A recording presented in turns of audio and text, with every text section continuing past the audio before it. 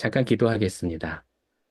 사랑의 주님, 우리가 하나님을 위해서 힘을 내는 그 자리가 주님께서 우리에게 능력 주시는 자리가 되길 바랍니다. 한 가지로 주님을 섬길 때에 열 가지로 채우시는 놀라운 역사를 경험하게 하시고, 삶에서도 주님이 동행하시는 것을 경험하여서 오늘 야곱의 이야기와 같이 하나님을 온전히 뵙고 주님으로 기운낼 수 있는 삶이 되도록 축복하여 주시옵소서.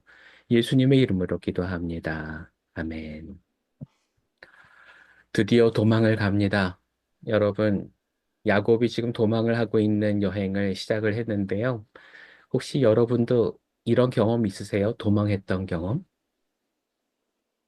아니면 도망은 아닐지라도 야곱처럼 형이 나를 죽이러 온다라는 그런 두려움, 그리고 아무것도 가진 게 없다라는 두려움, 앞으로 내가 막막하게 어떻게 살아야 될까 하는 그 막연한 마음에 힘들어 했던 때가 있으셨나요?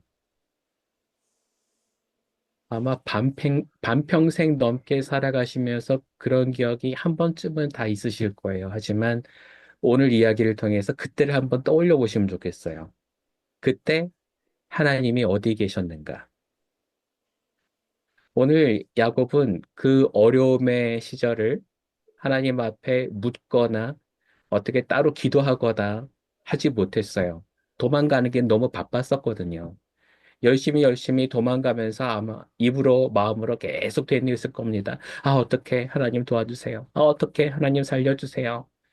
이 단발마로 외치는 그 모든 말들을 하나님께서 들으시고 오늘 응답하시는데 그 마음을 오늘 한번 헤아려 보면 좋겠어요. 무엇보다도 우리는 이 어려움의 터널을 지나갈 때가 있는데, 이 터널을 지나갈 때면 우리는 반드시 하나님을 만나게 됩니다. 이유가 뭐냐 하면, 그렇게 외롭게 두는 것을 하나님께서 홀로 두기를 원하지 않으시거든요. 주님은 늘 우리와 함께 있기를 바라십니다. 우리의 조상이 아브라함이 아닐지라도, 우리의 아버지가 이삭이 아닐지라도, 우리의 삶 속에 함께 하신다는 하나님의 약속은 예수 그리스도의 보혈로 말미암아 늘 우리에게 약속되어 있는 부분이라는 걸 깨달으시면 좋겠어요. 오늘 그 자세한 이야기를 한번 해볼게요. 오늘 야곱이 도망가고 있는데 여러분 본문에서 보셨는지 모르겠어요. 야곱이 뭘 타고 도망가고 있죠? 낙타를 탔나요? 나귀를 탔나요? 아닌 것 같죠? 그래서 29장 1절을 한번 보시면 29장 1절 야곱이 줄곧 길을 걸어서 드디어 동방 사람들이 사는 땅에 이르렀다. 이렇게 얘기를 해요. 그러니 아무것도 타지 않고 걸어갔다라는 얘기죠. 여러분 기억나세요? 이삭이 자신의 부인 리브가를 얻기 위해서 종을 보냈을 때 낙타를 굉장히 많이 이끌고 갔었다라는 거 기억나시죠? 그러면 이 집에 낙타도 분명히 있을 테고, 나귀도 있을 텐데, 왜 도망가면서 빨리 가면 좋을 텐데, 왜 아무것도 안 타고 걸어서 갔을까요? 또 하나 보면, 여러분, 지금 야곱의 집에 사람이 많잖아요. 아브라함 때부터 생각을 해보면, 그가 조카 롯을 구하러 갈 때에 400명이 넘는 남자들을 데리고 가서 싸움을 싸웠다라는 이야기가 나오는데, 그러면 하인 중에서 적어도 한둘쯤은 데리고 가도 되지 않나요? 근데 오늘 말씀을 읽어보면 혼자인 것 같이 느껴지시죠? 29장을 읽어도 그래요. 외삼촌을 만나서 인사하는 장면이 나오고 그 전에 많은 목동들을 같이 만나는 장면이 나오는데 거기서도 다른 누군가가 있는 것 같이 보이지가 않아요. 혼자서 도망하고 있어요. 돈은 있을까요, 여러분? 그것도 잘 모르겠어요, 그죠? 오늘 그가 지금 머물러서 돌을 베개 삼아서 자는 곳 이름이 나오는데 19절 한번 읽어볼까요? 그곳 이름을 베델이라고 하였다. 그 성의 본래 이름은 루스였다. 여기 보면 지금 야곱이 자고 있는 곳이 허허 벌판이 아니고요. 성이 있는데요. 루스라고 하는 성이 있는데. 근데 성 안에 들어가서 여관을 들어가서 잠을 자는 게 아니라 아무래도 돌을 베고 잔 걸 보니까 성 바깥에서 잔 것 같아요. 왜 성 안에 들어가지 않고 밖에서 자고 있을까요? 이 모든 것의 이유는 딱 한 가지예요. 에서가 지금 뒤쫓고 있기 때문이죠. 에서가 뭐 하는 사람이죠? 사냥꾼이잖아요. 그러니 사슴을 잡거나 아니면 뭐 여우를 잡는 것쯤은 뭐 쉽게 할 수 있는 사람이 사람 쫓는 것도 잘하지 않을까요? 그래서 지금 사람들이 많이 있는 곳, 그래서 누군가가 나를 알아보고 기억해서 아, 그렇게 생긴 사람 여기 지나갔어요라고 얘기할 수 있는 곳은 안 가는 거예요. 왜냐하면 혹시나 형이 뒤쫓아오다가 자기를 추격할 수 있을까 봐. 그래서 짐승도 안 타요. 왜요? 발자국이 남잖아요. 뒤쫓아올 수 있는 여지를 두서는 안 되죠. 그보다 더 중요한 게 있어요. 뭔지 아시겠어요? 야곱이 무일푼으로 도망가면 그래도 쫓다가 에이 그뭐 거지 같은 놈 그냥 내버려 두고 말지 이럴 순 있지만 집안에 있는 재산 혹은 귀중한 거 뭔가를 가지고 도망하였다면 그걸 되찾기 위해서 끝까지 쫓아올 것이기 때문에 그렇죠. 그래서 아무것도 안 가지고 나온 거예요. 웬만한 건 아무것도 안 가지고 나왔어요. 여비는 조금 있을지 모르지만 그게 큰 돈이 아니었을 거예요, 분명히. 그래서 지금 하나님 앞에 뭘 그동안 기도해 왔는가 하면 오늘 꿈속에서 하나님이 말씀하신 게 그 기도의 대답이거든요. 한번 보시겠어요? 15절, 15절 한번 읽어볼게요. 15절. 같이 읽어봅니다. 내가 너와 함께 있어서 내가 어디로 가든지 너를 지켜주며 내가 너를 다시 이 땅으로 데려오겠다. 내가 너에게 약속한 것을 다 이루기까지 내가 너를 떠나지 않겠다. 이게 지금 야곱이 그동안 단발마처럼 외쳤었던 기도에 대한 응답이에요. 여기 또 하나 증거가 있어요. 어디 나오는가 하면은요. 20절, 21절에 나와요. 같이 한번 읽어볼게요. 야곱은 이렇게 서원하였다. 하나님께서 저와 함께 계시고 제가 가는 이 길에서 저를 지켜주시고 먹을 것과 입을 것을 주시고 제가 안전하게 저희 집으로 돌아가게 해 주시면 주님이 저의 하나님이 되실 것이며 지금 먹을 것도 없고요. 입을 것도 없고요. 이 도망가야 할 이 길에서 어디로 가야 될지도 모르겠고 곧 죽을 것 같은 위협이 마음을 도사리고 있다라는 거예요. 그래서 이 두려움에서 벗어나지 못해서 마음이 불편해요. 그럴 때 하나님이 어떻게 위로하셨는가 하면 밤에 꿈속에 나타나셔서 아버지로부터 받았어야 할 축복의 마무리를 지어주시는 거예요. 지난주에도 제가 말씀을 드렸죠.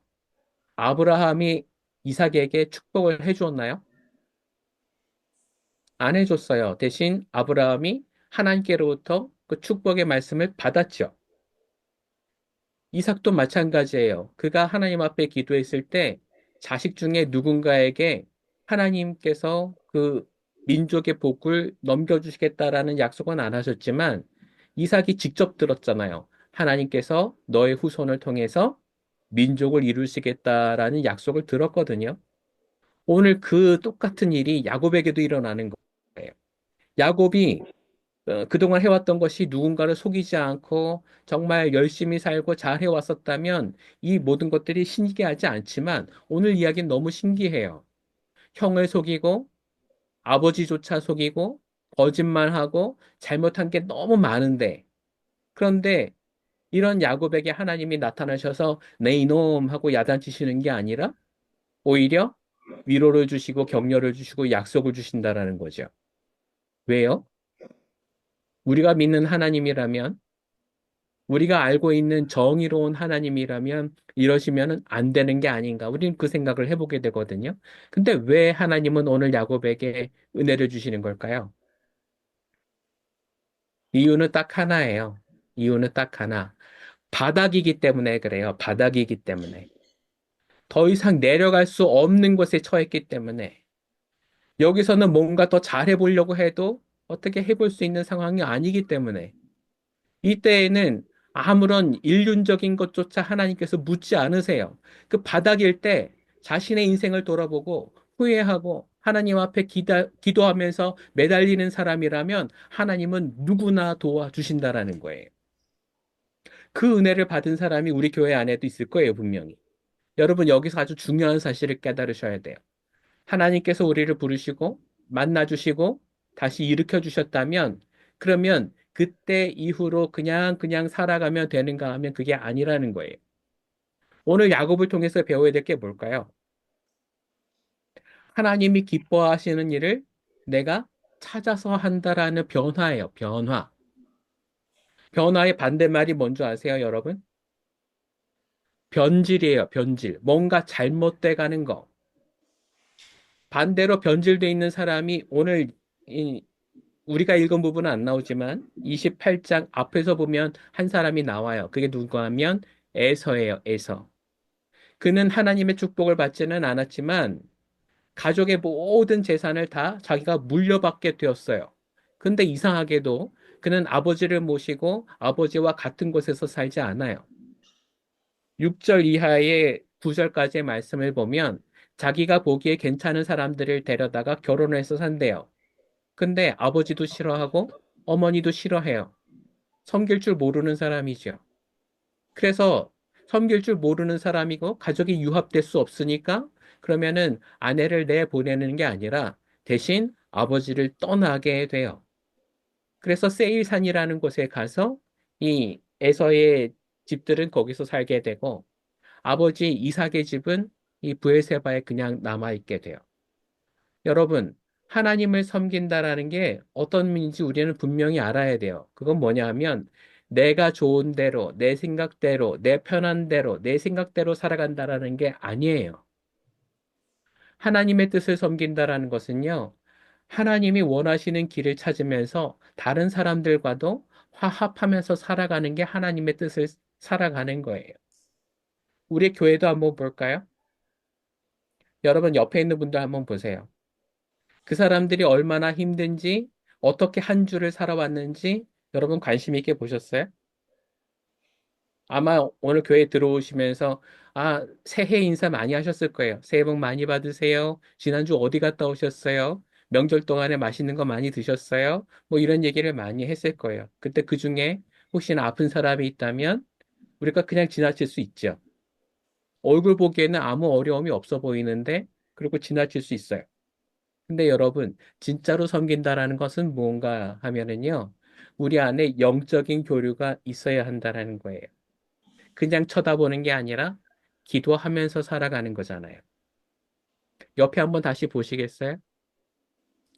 심지어 옆에 앉아 있는 사람이 가족이죠? 그 사람이 가족이라면 일주일 동안 가장 필요로 하고 힘들어 하면서 기도했던 내용이 뭔지 좀 알고는 있을 거예요. 근데 가족임에도 불구하고 그 기도를 하지 않은 부부도 있을 것이고, 그 기도를 해주지 않았던 부모와 자식 간의 관계도 있을 거예요. 그렇다면 여러분, 지금 여러분의 자리를 오늘 야곱하고 에서랑 한번 비유해서 보자고요. 나는 지금 에서의 입장입니까? 야곱의 입장입니까? 삶에서 실패를 많이 경험해 왔어도 하나님이 너무 필요하다고 와서 기도하고 있는 야곱의 입장입니까? 아니면 필요한 거 없이 그냥 넉넉하게 잘 살았는데도 하나님은 전혀 기억하지 않고 영적인 삶하고는 전혀 동떨어진 채 살아왔었던 에서의 입장입니까?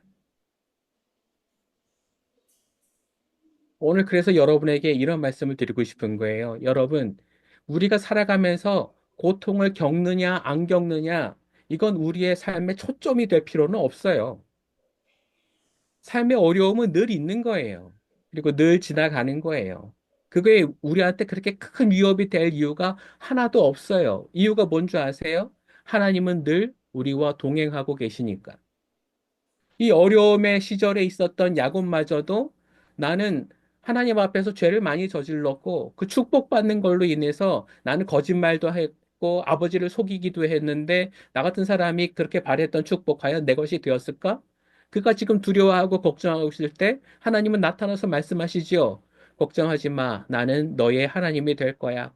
너희의 민족들이 다 잘 될 거야. 너희 후손들이 다 잘 될 거야. 내가 너와 함께 할 것이고 너를 지켜줄 거야. 여러분, 이 약속이 어디서 나왔다고요? 바닥이기 때문에 내가 바닥일 때 하나님을 쳐다보면 주님은 나를 지켜주신다고요. 세상 사람들이 다 나에게 돌을 던질 만할 때라도 모든 사람에게 욕을 집어먹어 그럴 때라도 하나님은 나를 결코 버리지 않으신다고요. 여러분, 우리는 너무나도 윤리적으로 나를 판단할 때가 있어요.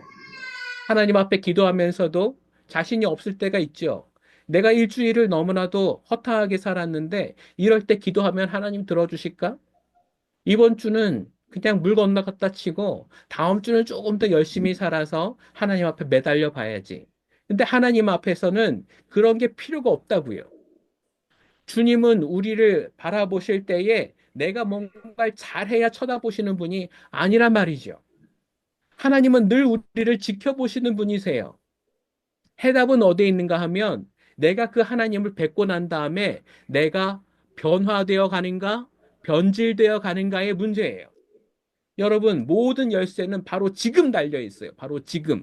바로 지금 내 마음이 주님을 향해서 변화되어 간다면 주님은 나를 통해서 역사하실 것이고 내가 변질되어 간다면 나는 하나님을 잊어버린 채 살아갈 수밖에 없어요. 그 다음엔 하나님하고는 전혀 상관없는 삶을 살게 돼요. 이 야곱의 이야기를 우리가 여러 번 들었겠지만 그동안 들으면서 착각하셨던 게 있다면 바로 이걸 거예요. 그게 뭐냐 하면 하나님께서 에서와 야곱 중에 축복해 줄 사람은 야곱으로 먼저 정해 놓으셨기 때문에 지금 복 받고 있는 거라고. 아니에요. 전혀 그렇지 않아요. 하나님은 그걸 먼저 정해 놓으신 게 아니에요. 하나님이 그럼 지금 왜 야곱에게 복을 주시고 있는 걸까요?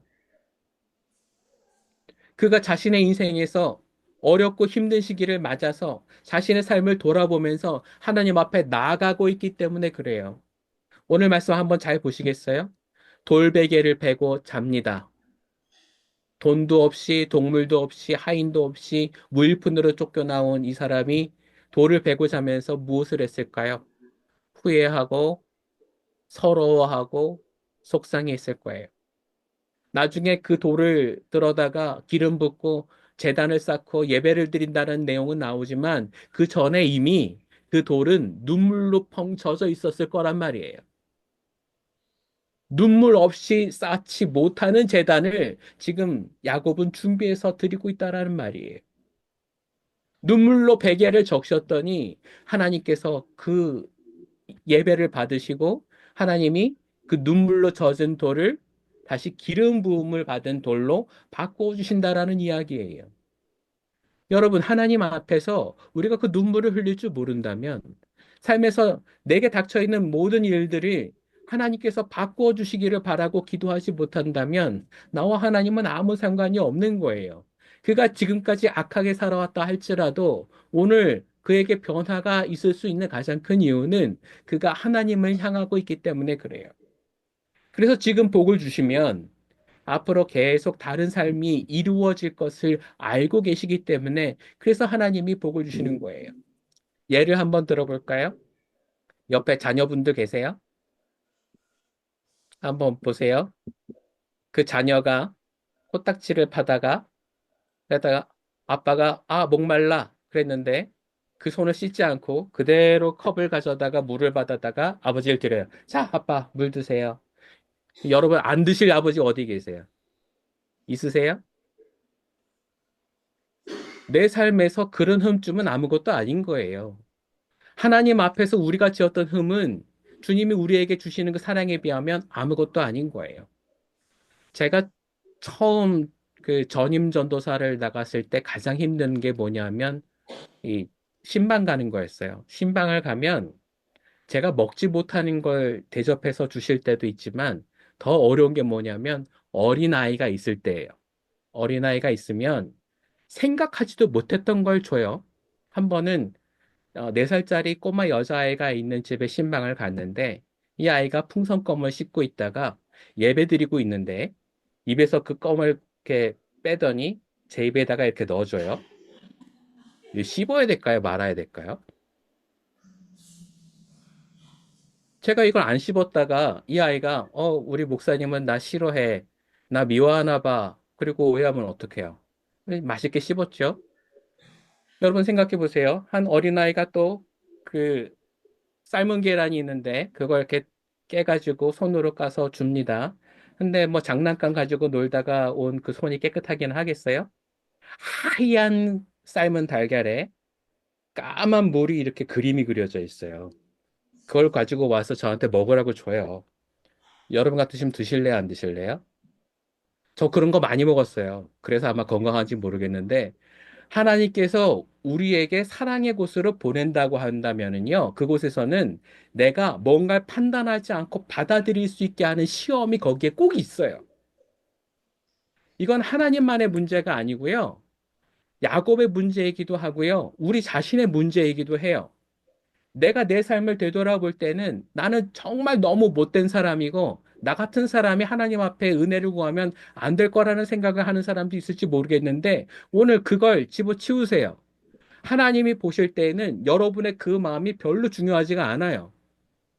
하나님이 손대시면 어떤 것이든 깨끗해질 수가 있어요. 하나님이 손대시면 어떤 삶이라도 변화될 수가 있어요. 우리는 나만 판단하는 것도 모자라서 다른 사람을 판단하죠. 저 사람 저렇게 살아가는 거 얼마나 어이가 없어. 저런 사람이 교회를 다닌다는 게 말이나 돼?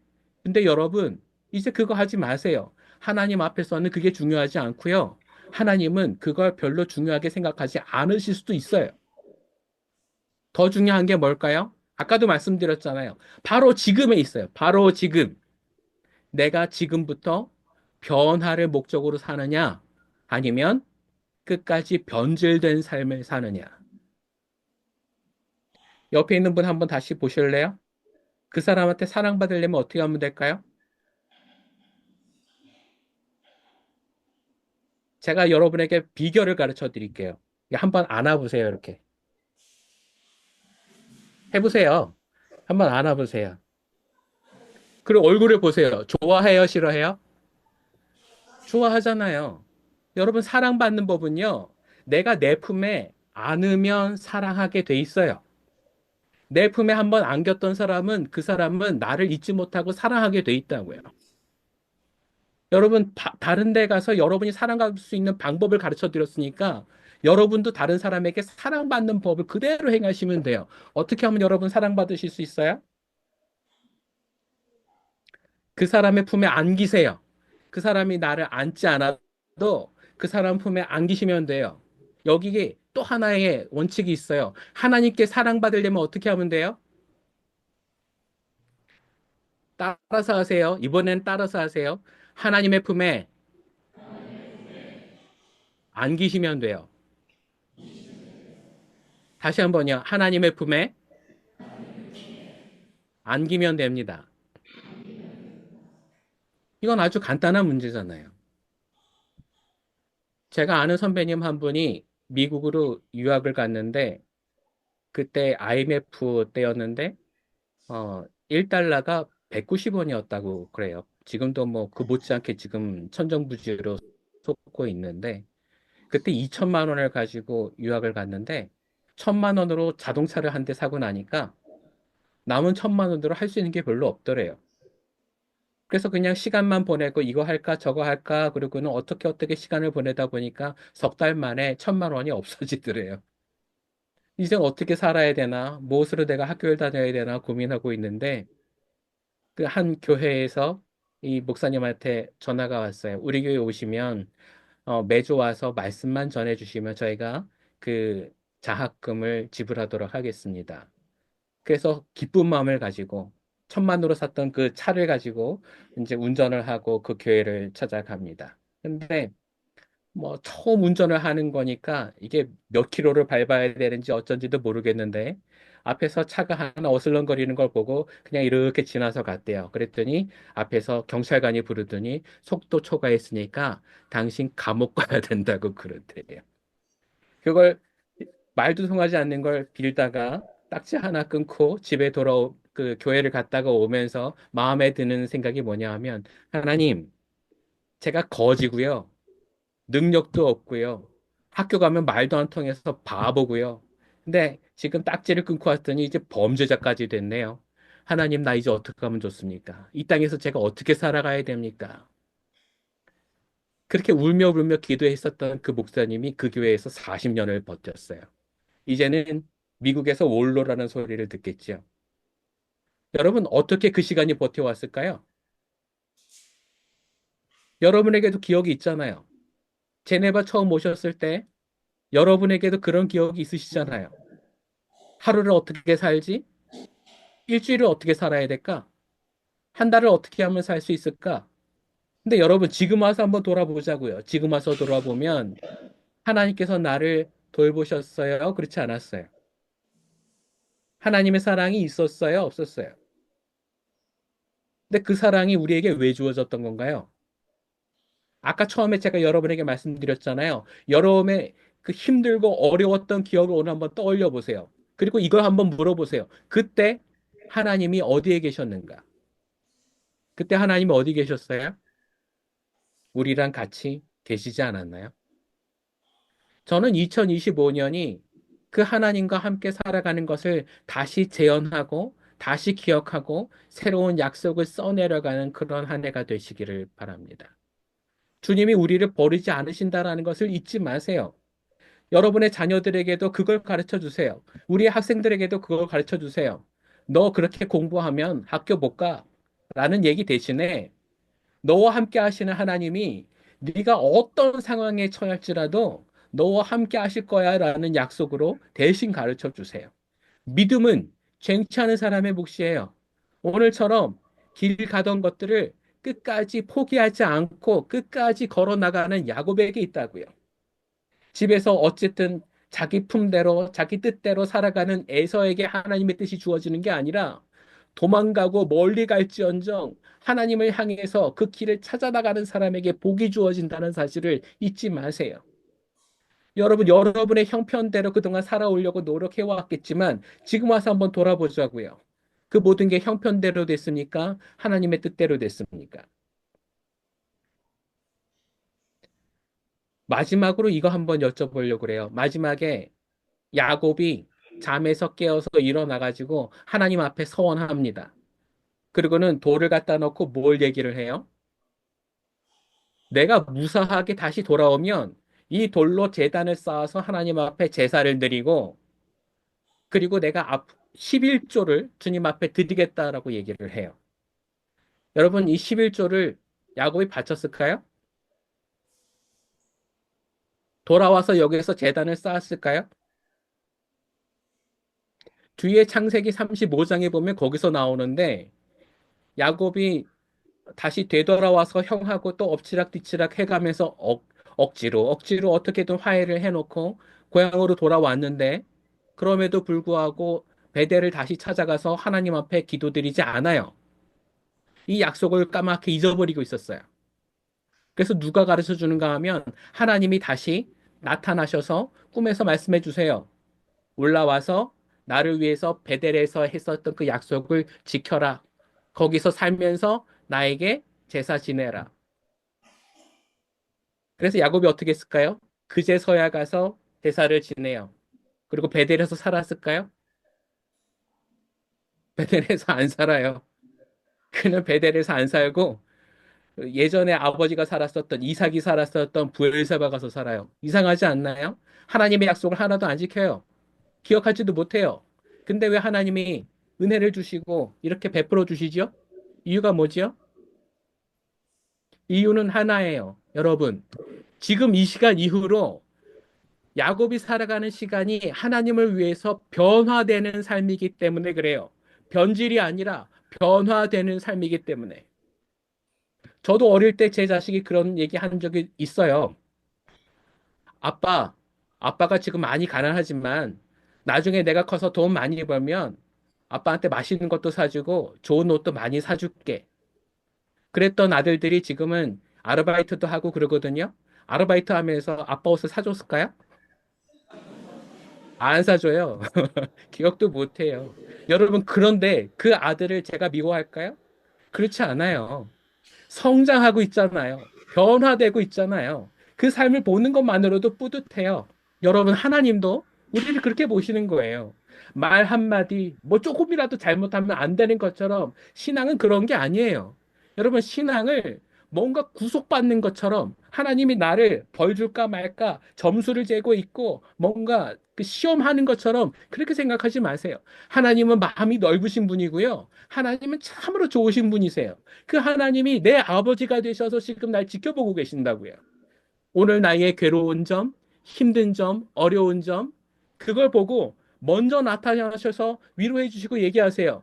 야곱아, 힘드니? 걱정하지 마. 내가 네가 무사히 돌아올 수 있게 널 지켜줄게. 지금 하나님이 그렇게 얘기하고 계시잖아요. 오늘 여러분과 저에게도 그렇게 말씀해 주실 줄로 믿습니다.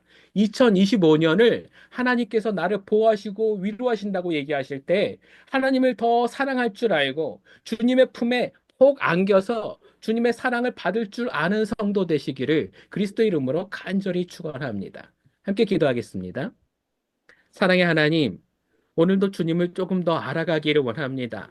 내가 살아가면서 두려워하기만 했었던 하나님을 나의 참 하나님을 믿고 내 아버지로 섬기며 주님으로 받은 은혜를 더욱더 가슴으로 새기며 살아갈 수 있게끔 도와주옵소서. 용기 내게 하시고 다시금 일어나서 힘낼 수 있도록 능력과 기쁨을 채워 주시옵소서. 감사드리며 예수 그리스도 이름으로 기도합니다. 아멘.